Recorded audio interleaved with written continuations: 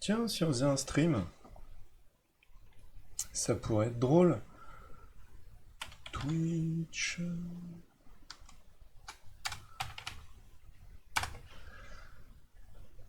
Bonjour. N'est-ce pas? Alors, voilà, j'ai lancé le chat. J'en profite. Je vais me péter le Discord. Ah, je vais péter la fenêtre du Discord dans un coin. Tac. Chatroom. Est-ce que le son est bon?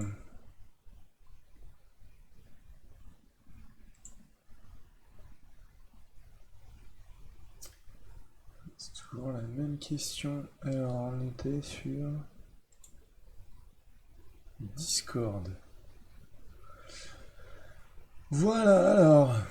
Parce qu'en ce moment, il y a le grand sujet du moment sur CPC Wiki, c'est prendre cette fonction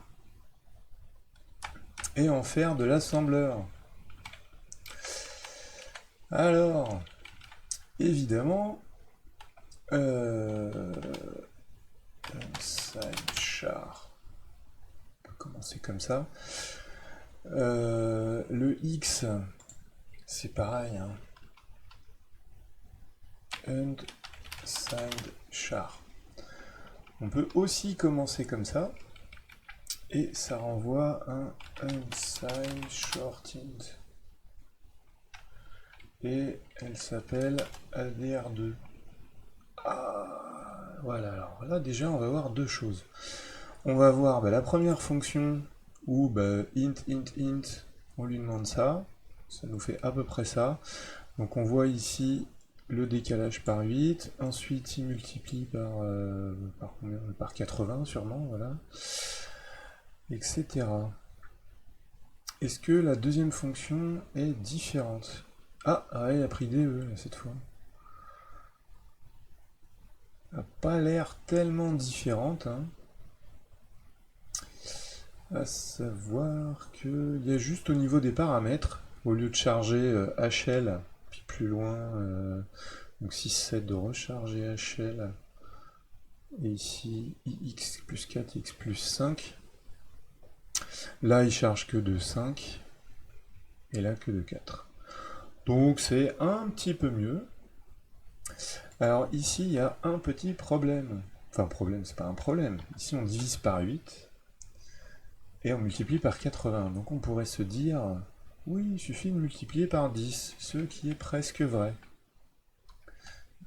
Parce qu'en fait, la division par 8, ici, elle va enlever les bits du bas. Donc elle va enlever, c'est 255 moins 7. Donc 248. Tac. Donc là, si je regarde ce qui se passe maintenant, voilà, il fait un AND F8, et tout de suite ici, voilà, la multiplication par 10, effectivement, on voit que c'est plus court, hein, de faire un AND et tout. Donc là, rien que ça, c'est mieux. Ici, alors là, ici, c'est pareil, ici, c'est un peu bébête, dans le sens où il va multiplier plein de fois, là, on le voit là. Il va multiplier plein de fois, au lieu de mettre directement dans la partie haute du registre. Donc ça, c'est dommage. Ce qu'il faudrait faire, je ne sais pas si lui il est capable d'optimiser ça. C'est-à-dire que ça, en fait, on a NY. Alors déjà pour 108. Est-ce que... Voilà, c'est-à-dire qu'ici, quand on est en 16 bits, voilà, il appelle une fonction de modulo quand même. Hein, et là, juste d'avoir passé en unsigned char, est-ce qu'il appelle notre modulo? Non, il fait quoi? Il fait bit JRZ 103 $. C'est quoi ça? Le problème, c'est que là, je sais pas où il saute.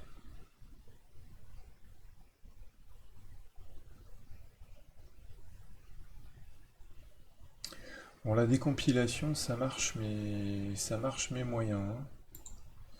Ça marche mais moyen. Alors, du coup, pour 108, on va pas faire pour 108, parce que pour 108, c'est une aberration. On fait AND 7. C'est strictement la même chose. D'accord? Donc là, on va arriver ici. Est-ce qu'on va voir son AND 7? Ah, c'était là, c'était au-dessus. D'accord. Ah oui, là, tac, tac, tac. Par contre, après, il fait x 2048. Bam. Et là... Alors, ici, par contre, on voit qu'il fait un truc bien. Là, il fait LDA, h, add C0, LDH, virgule A. Ça, c'est bien. Pour ajouter ça au résultat. Ça, c'est bien. Par contre, alors, on a le NX sur 2. C'est BC sera BARC. Ouais, alors pourquoi il me fait ça? Parce que... Non, non, non. Ah, c'est pour son arrondi. Pour son arrondi, il va le... D'accord. Pour son arrondi, il va l'incrémenter avant de faire le décalage. Alors que nous, potentiellement, on n'en a pas besoin, hein. Et c'est même, d'ailleurs, je dirais, pas ce qu'on veut. Donc, moi, je vais plutôt le décaler. Donc là, si je suis dans ADR2, voilà, il récupère ça. Tac, il ajoute, machin. Et là, on a plus C0. Ça, le route, ton compilateur ne peut pas générer directement un ASM. Ben, c'est pas ce qu'il est en train de faire. Là, c'est pas ce qu'il est en train de faire, notre ami, là, sur l'écran. Donc ça, c'est Godbolt, hein. On peut choisir tout un tas de compilos, et puis ben, ça me crache mon code, hein. Donc là, je voulais voir si déjà, en reprenant un peu la fonction, on pouvait pas avoir quelque chose de mieux. Ben, ça, c'est de la décompilation, ça. La fenêtre de droite, c'est le code C assemblé. Donc là, on a un compilo qui assemble en temps réel, en Z80. Et puis donc ça me crache le code. Donc là, j'ai fait la fonction qu'il y avait de base, et puis là, je vais juste essayer déjà d'écrire du C qui... Mais on voit déjà qu'elle est plus courte, hein. C'est-à-dire que là, la grosse multiplication, l'appel à modint, le bazar, les paramètres, là déjà, notre fonction, elle est vachement plus courte. Donc je voulais voir s'il n'y avait pas moyen d'optimiser encore. Alors le C0, je sais plus combien ça fait, C0. Moi, il faut que... J'ai du mal. Alors, on va se mettre en hexa, on fait C0. Et si je demande du binaire... Ah, c'est ça, il y a les 2 bits. Il y a les 2 bits du haut, d'accord. Donc, parce que 2048, c'est là que c'est rigolo, c'est que 2048, c'est 256 fois combien? Fois 8? 256 fois 8. Du coup, je me disais...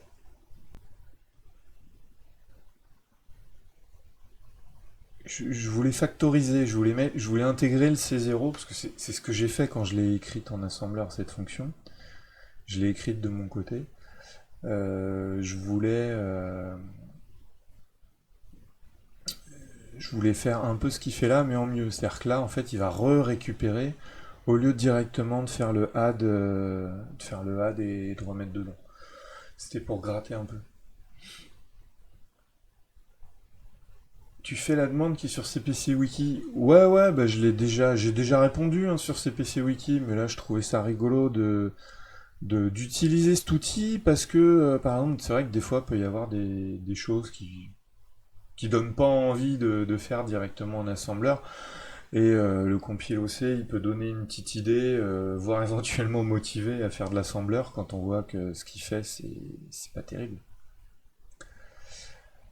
Donc là, on avait x10, gna gna gna, 2048.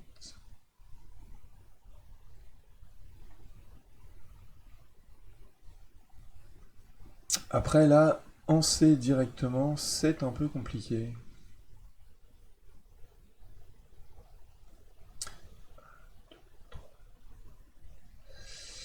Je compte, je compte, je compte, je compte.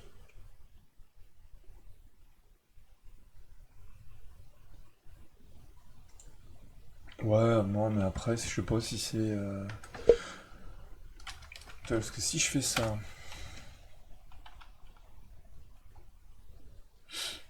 Oui, voilà. Donc là, il faudrait que je décale de 3 bits. Voilà, c'était ça que je voulais faire. C'est-à-dire, pour éviter de faire ça, il faut que je décale de 3 bits mon C0. 1, 2, 3. Et voilà, c'est ça, en fait, qu'il me faut. 18. Voilà, donc plutôt que C0 ici, tu mets 18. Voilà. Et là, on a refactorisé. Ah, est-ce que le code est plus court? Ouais, bon, c'est un peu... Remarque, oui. En fait, il prend sa valeur, il fait l'addition. Mais là, il a fait le AND. Non, tu vois, donc en fait, là, il y a un truc. Ça c'est un truc, normalement, il n'y a pas moyen. Normalement, un compilo moderne, ça, il l'écrira pas. Si tu fais de l'assembleur juste pour faire un pauvre calcul, c'est se prendre la tête pour rien. Oui, mais tu te doutes un petit peu de à quoi va servir cette fonction quand même, LDirector. Cette fonction, elle va servir à calculer l'adresse d'un point à l'écran. Alors, on pourrait se dire, oui, je vais m'en servir une fois de temps en temps. Et juste calculer l'adresse d'un point à l'écran, je pense que ça peut servir pour beaucoup de choses. Donc c'est intéressant de bien l'optimiser. Donc là, typiquement, on voit que le compilo, il pige pas trop, c'est-à-dire qu'il prend une valeur, qui peut être n'importe quoi, hein, puisque c'est un paramètre ici. Il fait un AND 7. Donc cette valeur, au maximum, elle vaut 7. Et ensuite, ici, il prend 18, prend 24. Et il fait une addition 16 bits. Je sais pas pour vous, mais pour moi, quand on a 18 en hexa et une valeur qui au max vaut 7, il n'y a pas besoin de faire l'addition 16 bits. Donc ça c'est pareil, ça peut se réoptimiser. Donc un truc comme ça, c'est... bah, il y avait LDA, alors LDA virgule C, alors du coup pourquoi parce que là son C il s'en servait pas avant. Déjà son C il s'en servait pas avant. Donc ça, le LDC virgule x plus 5, il l'amène ici, LDA virgule x plus 5, en 7, add 18, et ensuite LDA virgule L, puis après il fait C. Alors par contre en plus, après il fait des add et des H. Ouais, alors pour le coup, c'est pas GGN son truc, hein.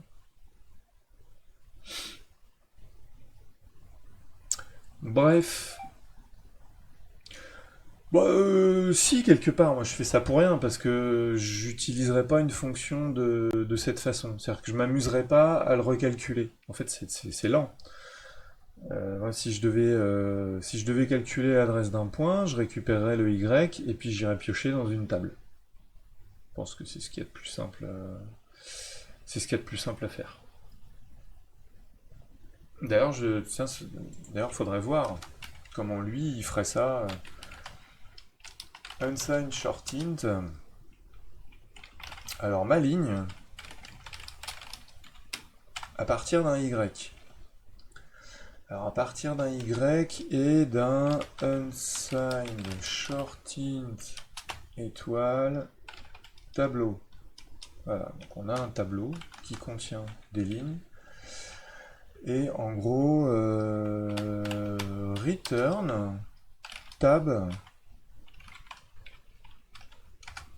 ny. Voilà, c'est-à-dire si on a un tableau qui contient toutes les adresses de l'écran, qu'on envoie les Y, tu vois, c'est vachement plus simple de faire comme ça. Et alors lui, du coup, ma ligne, hop, ouais, ça a l'air plus court et plus rapide. Et unsigned nx, et du coup plus nx sur 2. Alors, ouais, on va faire comme ça. Tac, et je vais mettre des parenthèses parce que la priorité des opérateurs. Voilà, alors, ma ligne. Donc là, il a ça, il fait quoi? Il fait un add. Pourquoi il fait un add? Oui, il fait un add pour aller piocher dans la table. Donc il récupère le Y. Il fait un add. Il récupère l'adresse de la table. Il fait un add. Il récupère la valeur. Il récupère le X qui divise, il additionne. Voilà. Donc ça,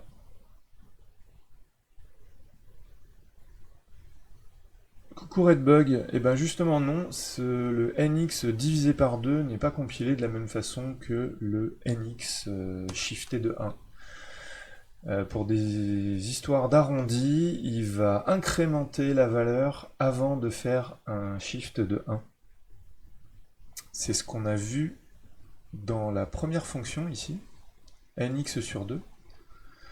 On le voit ici, il récupère la valeur, et avant de le décaler, il fait un incrément.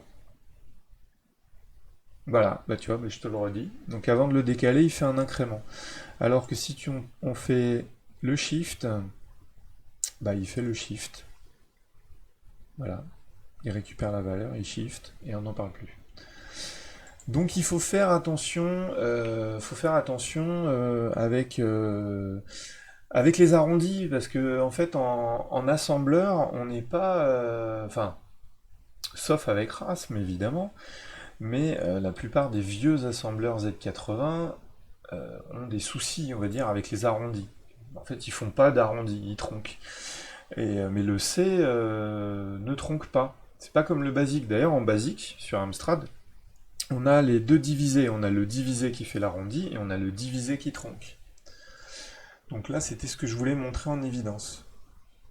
Donc bien sûr, hein, ce tableau ici contiendra pour chaque ligne une adresse écran. Voilà. C'était à peu près tout ce que je voulais montrer. Je voulais montrer aussi un peu l'outil, hein, que c'est intéressant de... Bah, il faut connaître le C, hein, parce qu'a priori, là, sur CPC Wiki, la plupart des gens qui sont intervenus, bah, ils connaissent ni l'assembleur, ni trop le C. Ils maîtrisent pas, ils ont récupéré des formules, il y en a qui sont venus, qui ont répondu. Bon, voilà, on sent qu'il y a des gens qui maîtrisent pas trop leur sujet. Donc c'est pas si facile que ça, comme tu vois Redbug hein, pour la division. Paf, le compilo, il nous met un petit incrément des familles là, hein, sorti. Bah oui, effectivement. Quand il repense, oui, c'est évident, mais t'y penses pas forcément au premier abord. Donc c'est vraiment important. C'est-à-dire que ça, voilà. Typiquement, la personne qui a écrit cette formule-là, c'est quelqu'un qui écrirait cette formule dans un assembleur. Donc il a mis modulo 8, il a mis divisé par 8, parce que dans l'assembleur, tout ça, ça va être prémâché, puis les calculs vont être faits tronqués. Alors que il faudrait écrire du vrai C. C'est-à-dire, en C, on sait que ici on veut pas diviser par 8. Ici, on veut enlever les 3 bits du bas, et on fait pas du coup diviser par 8 fois 80, on enlève les 3 bits du bas, et on multiplie par 10. Pour faire des multiples de 80. Parce que, voilà, c'est... En gros, ici, il manque toute une flopée de commentaires. C'est que fait cette fonction. Cette fonction, elle calcule des lignes écran dans la mémoire graphique du CPC. Donc, toutes les 8 lignes, on augmente l'adresse de 80 octets. En fait, ici, ce serait même pas 80. Si on faisait une routine vraiment générique, ce serait la largeur en octets de l'écran. Et donc, c'est pour ça qu'ici, on peut simplifier comme ça. Ici, on fait pas un modulo 8, mais on fait AND 7. Ça, alors là, modulo 8, mais jamais on écrit ça, quoi. Surtout en C, quoi. Donc, AND 7. Là, c'est la grosse bidouille du C0 qui est pré-shifté pour être inclus dans l'addition ici, puis et dans la multiplication derrière, donc pour gratter des instructions. Et enfin, bah nous, ce qu'on veut faire vraiment, voilà, c'est que si on a à peu près 500 octets à réserver pour avoir, comment dire, pour avoir des adresses écran, bon, bah, on les précalcule à l'avance et in fine, bah, on va taper dans le tableau. Et, euh, et bien entendu, alors je sais pas si ça existe, hein. On va faire quelque chose, on va faire un blablabla. Enfin, je vais faire une fonction plot int, c'est quoi? Bon, x int y. Non, enfin, même pas. Voilà, je vais faire une fonction plot. Ah si, je vais faire int x, int y. Voilà, et oups, qu'est-ce qu'elle va faire? Unsigned, quoi, short int étoile ecr. Et donc je fais ecr est égal à. Alors, en fait, c'était pas ma ligne, hein. Ici c'est plutôt mon point. Enfin, c'est ptadr qu'il faudrait l'appeler. L'adresse du point. Enfin, l'adresse du point. C'est l'adresse de l'octet. Donc ptadr x, y, donc lui fera les castes.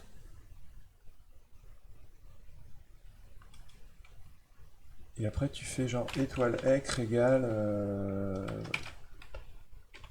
on s'en fout, on met quelque chose dedans. Alors pt adr... Ah oui. Ah oui, merde. Et du coup, il faut le tableau. Faut le tableau. Alors, unsigned, short, int, tab. Bon, je le remplis pas, hein, le tableau. Attends, je le remplis pas, le tableau, tant pis. Je vais juste regarder ce qu'il fait. Donc, il fait un call. Ah voilà, moi ce que je voulais voir c'était ça. C'est ici il récupère les paramètres. Il récupère les paramètres et ensuite il fait des push. Voilà, il modifie sa pile, il fait machin, il fait un call. Et après, dans HL, son plot c'est ça, hein. Mais il y a tout ça qui se met en branle. Et ce que je voudrais voir, c'est est-ce qu'on peut faire un truc genre inline.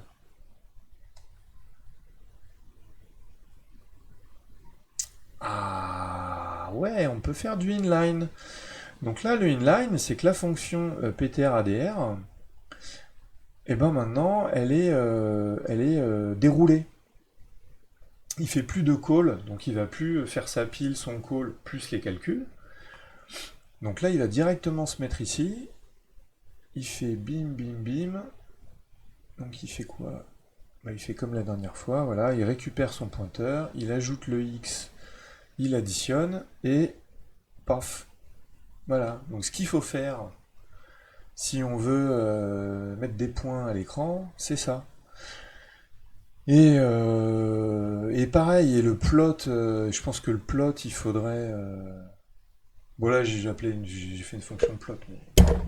Oups.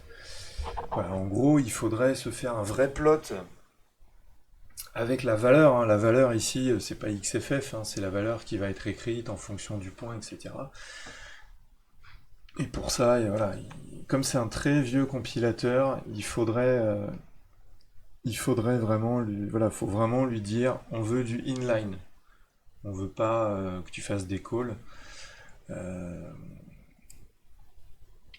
parce qu'il prendra pas, comme en plus c'est pour un Z80 qu'on n'a pas forcément beaucoup de mémoire, il prendra pas l'initiative justement de faire du inline parce que mine de rien, si j'enlève le inline ici, si j'enlève le inline, on a on a tout ça. Ça fait donc au moins 1, 2, 3, 4, 5, 6, 7, 8, 9, 10. C'est au moins 10 octets, si ce n'est plus, pour appeler la fonction. Et la fonction ici, si on enlève le stockage, alors les paramètres, le push, si on enlève tout le bazar, la fonction ici, elle prend à peu près une dizaine d'octets aussi. Donc c'est vraiment pas rentable. À moins que ce soit une grosse fonction, c'est pas rentable. Il faut vraiment mettre ici le inline. Si vous voulez faire du C, il y a des choses auxquelles il faut vous intéresser. C'est justement toute la gestion des fonctions. Et à quel moment ça vaut le coup de faire des calls et à quel moment ça vaut le coup de faire du inline. Et bien ici, ça vaut le coup, grave, de faire du inline. Voili voilou. Alors, oui, on peut mettre plein de trucs, hein, ceux qui aiment le risque. Hein, compilation failed. Qu'est-ce qu'on a comme compilo? Voilà, on peut faire du GCC. Pourquoi il dit... Bon, il aime pas trop. Ah, oui, oui. Ce qu'il aime pas, c'est le tag Z80. Voilà.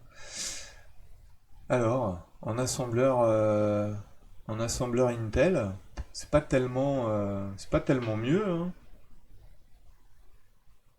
Ouais, Redbug, t'avais raison. Voilà. Donc en assembleur Intel, hein, le compile OC, il a toujours ses contextes, hein, ses paramètres, c'est toujours un peu le bazar. Hein. Bon, allez, je vous passe l'assembleur Intel. Alors, notre ami SDCC, il sait lui aussi faire de l'assembleur Intel. Et là, on voit que, waouh, c'est encore pire en fait. Quand il fait de l'assembleur, c'est quoi ça? D'ailleurs, MOV, CLR, XCH. MOV. Ah mais non, c'est du risque, il veut faire du risque. Il fait de l'ARM là. C'est une horreur. En fait, il se débrouille limite mieux en Z80. Hein. SDCC, voilà. Voili, voilou. Alors, Discord. Attendez, moi je vais relancer vite fait le forum Discord. Faut que je demande un petit truc à mon graphiste. S'il est dans les parages. Est-il dans les parages? Ah non, il n'est pas connecté. Bon, alors on verra ça plus tard. Bon bah voilà, hein, c'était mini stream de ma première heure de vacances. Parce que je pars en vacances.